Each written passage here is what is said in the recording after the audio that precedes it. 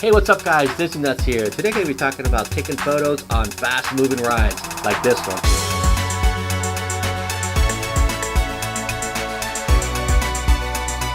So without further ado, let's grab our camera and let's head over to Animal Kingdom.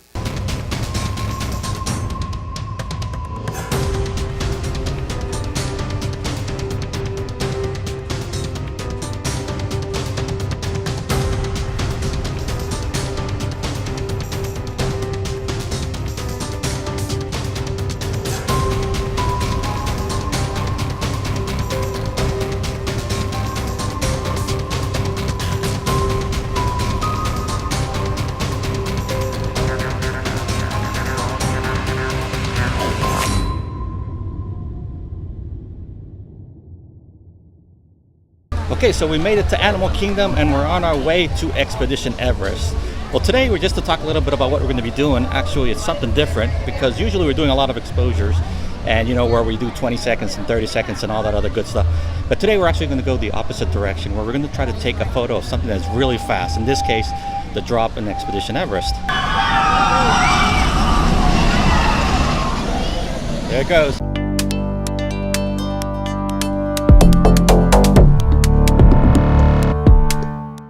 Okay, so let's talk about the camera equipment we're going to be using for this photo. Obviously, we're going to be using the Canon 80D, which is what my main camera, only camera I got. And as for lens, we got a couple of options. For this photo, obviously, I use the fisheye, which is you can see because it's got the distorted corners. But you can use anything like an ultra wide angle or just a regular lens. Now, the only bad thing with the regular lens is that you're not going to get that really cool warped effect on the side. I actually did the ride with the regular lens and took this photo so you can compare how it looks with the fisheye and how it looks with the ultra wide angle. So you can pick which one looks better for you guys.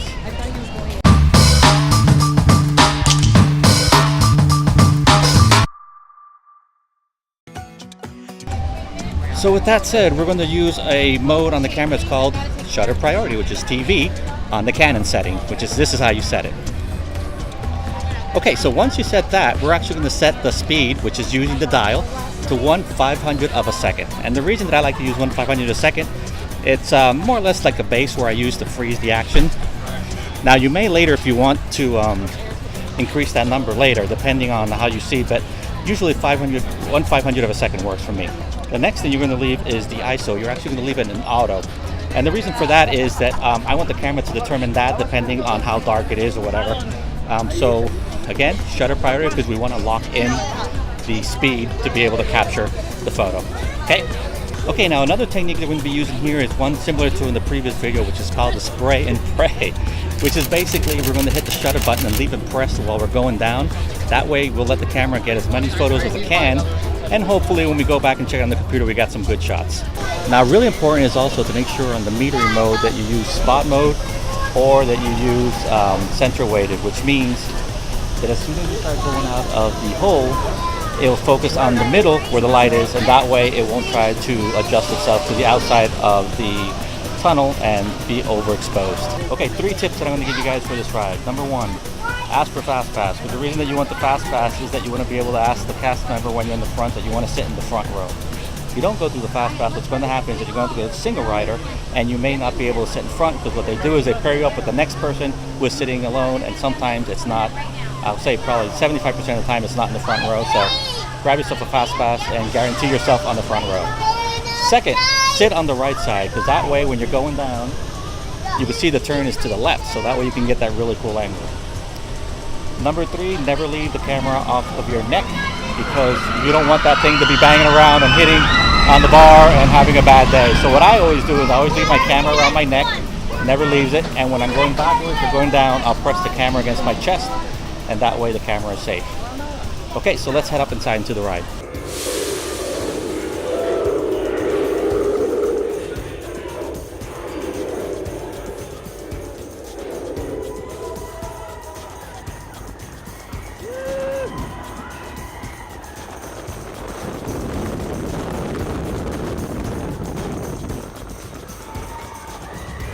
Okay, so we just came out of Expedition Everest, and I think the photos came out awesome, guys. Can't wait to get home so we can put this stuff into the computer and start editing. Okay, so I wanted to add that depending on the day, depending how high your ISO is going to go, since we're locking down the shutter speed using shutter priority, what's going to happen is that your ISO is going to be adjusting itself as well as the f-stop depending on the situation. So if it's very bright, what's most likely going to happen is that your ISO is going to go to 100, that your f-stop is going to go up to f5, f6, x7, whatever. But if it's really dark or gloomy, like this shot that I took, you'll see that the f-stop was probably the widest possible, but the ISO went up to 6400 because the camera is trying to compensate since the shutter speed is so fast. So that's the only downside of using the shutter priority.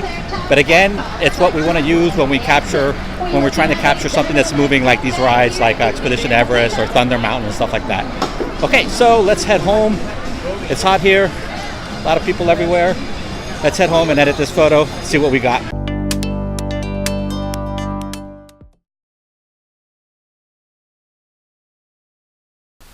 Okay guys, so let's go ahead and edit the shots. Now before we get into the editing of one of the shots, let me show you a couple of them that I took here so you can more or less get an idea of the shutter priority and how it looks. For example, I went out to the viewing station where you can see the drops here at Expedition Everest, and this was shot at 1/500 of a second, so you can get an idea how this number, which is the one that I use as a base, 1/500, looks.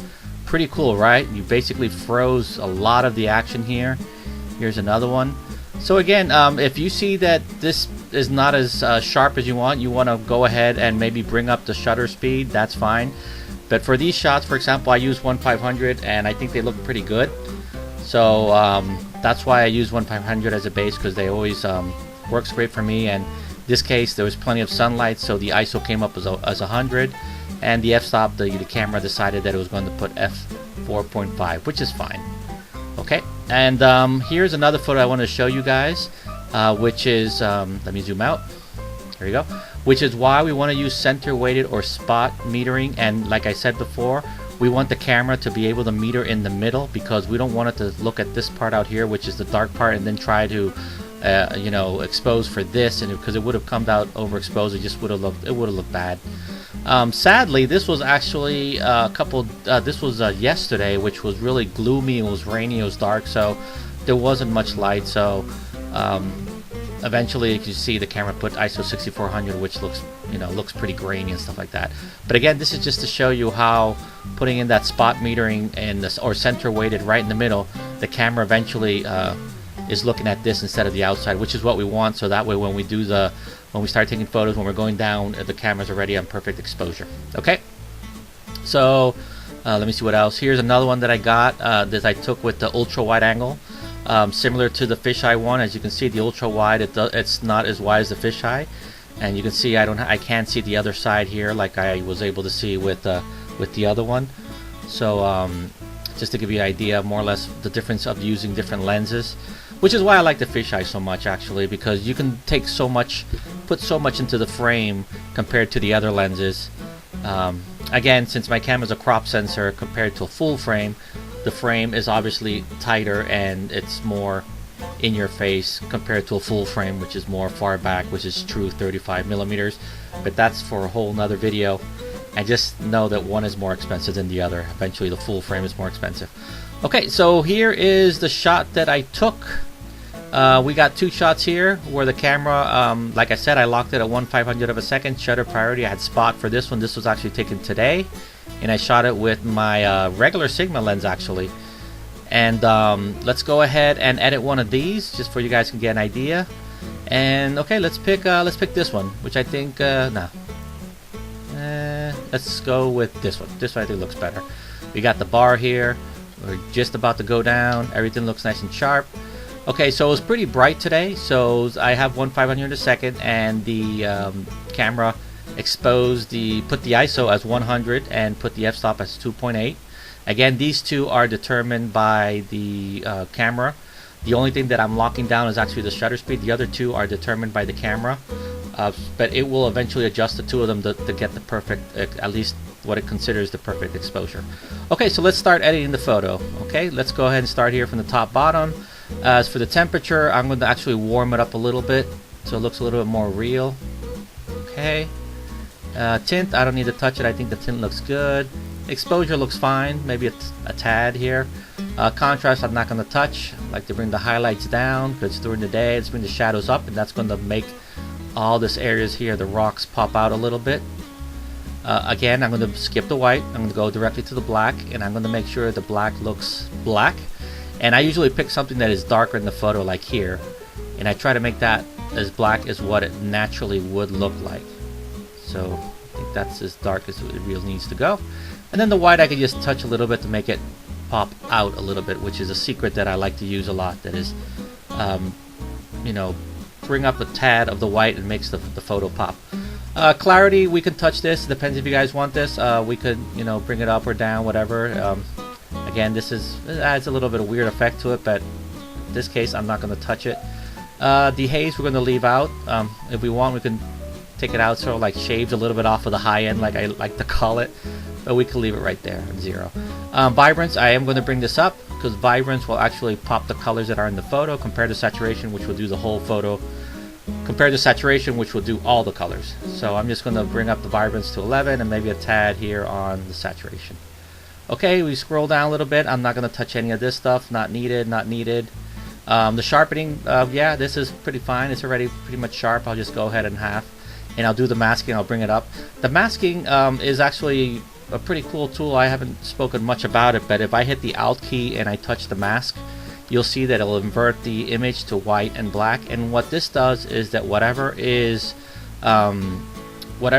lighted up will actually be what is sharpened. For example, if it's restricted to the nearest areas that are of the line. So for example, here we'll do the whole image, and here we'll only do what is was pretty basically around those corners. So that way you don't get everything extra sharp. It's just a certain amount of things. Eventually, play with it, play with the sliders, and see how you like it. Noise reduction, just a tad. And we bring that down here on our profile. We make sure we select it here so it automatically corrects the lens on the corners. And there we go. That's our photo right there. Now, if we want to add a little something, maybe the vignette here, we can do it like this, where that way, since we're darkening the corners, it's making the eye focus more into the center. Or you can go the other way, make it look like those prom photos that we see all the time. But no, we're just going to do a tad the other way, just like this.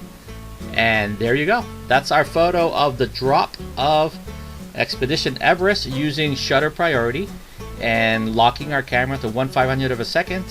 That way we freeze the action. And there you go, guys. There's the photo. Hope you guys enjoyed it. And again, make sure to like this video and to subscribe to the channel if this is the first time that you're watching. And until then, guys, stay awesome.